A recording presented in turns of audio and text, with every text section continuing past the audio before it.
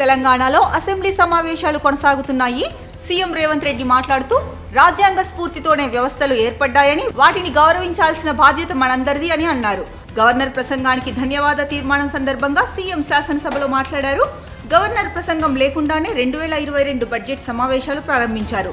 2023లోనూ governor ప్రసంగం లేకుండానే budget సమావేశాలు ప్రారంభించాలనుకున్నారు. కోర్టు కఠినంగా వ్యవహరించడంతో గవర్నర్ ప్రసంగానికి ప్రభుత్వం అనుమతిచ్చింది. రాజ్యాంగ స్ఫూర్తితోనే వ్యవస్థలు ఏర్పడ్డాయి, వాటిని మనం గౌరవించాలి. ప్రభుత్వాలు వ్యక్తుల ఆస్తులు కాదు. బలహీన వర్గాలకు చెందిన మహిళా గవర్నర్ను గత ప్రభుత్వం అవహేళన చేసింది. మంత్రివర్గం ఆమోదించిన అంశాలనే ఉభయ సభలను ఉద్దేశించి గవర్నర్ ప్రసంగిస్తారు. మాది కాంగ్రెస్ ప్రభుత్వం, ఇది ప్రజాపాలన, మా విధానం, మా ఆలోచనలు.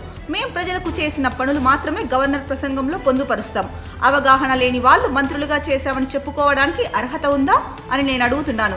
10 ఏళ్ల బీఆర్ఎస్ పాలనలో నాటి మంత్రివర్గం ఆమోదం లేకుండానే గవర్నర్ ప్రసంగం ఉందా? వాళ్లకు గవర్నర్ వ్యవస్థపై నమ్మకం లేదు. మహిళా గవర్నర్ను అవమానించారు. ఆ తప్పు మేం చేయం. గవర్నర్ వ్యవస్థను గౌరవించే బాధ్యత మాది.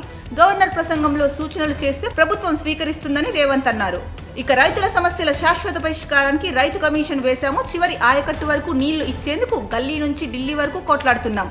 ఆనాడు అధికార పార్టీగా బీఆర్ఎస్ కు స్ట్రేచర్ ఉండేది. 2023లో ప్రధాన ప్రతిపక్ష పార్టీగా ప్రజలు స్ట్రేచర్ ఇచ్చారు. 2024 పార్లమెంట్ ఎన్నికల్లో గుండు సున్నా ఇచ్చి మార్చురీకి పంపించారు.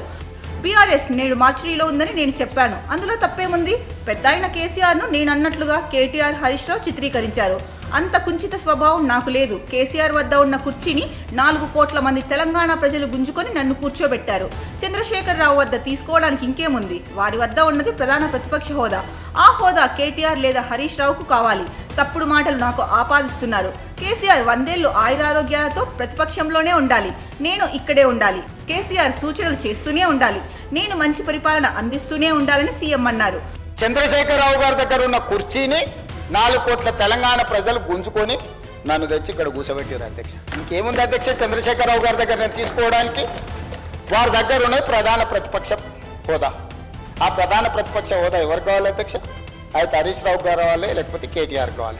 అయితే గీతే ఏదైనా కోరుకుంటే జరగరాంది ఏదైనా జరిగితే వాళ్ళిద్దరు ఆ కుర్చీ కోసం పోటీ పడతారు. కానీ నేను ఇక్కడి నుంచి అక్కడికి పోను కదా అధ్యక్ష. నేనెందుకు కోరుకుంటా అధ్యక్ష? నేను అట్లా కోరుకుంటలేను అధ్యక్ష. 100 సంవత్సరాలు ఆయురారోగ్యాలతో చంద్రశేఖరరావు గారు ఉండాలి.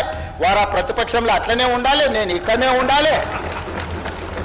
వారు సూచనలు చేస్తూనే ఉండాలి. నేను మంచి పరిపాలన అందిస్తూనే ఉండాలి. మా ఆర్థిక మంత్రి గారు మాకు నిధులు అందిస్తూనే ఉండాలి అధ్యక్ష.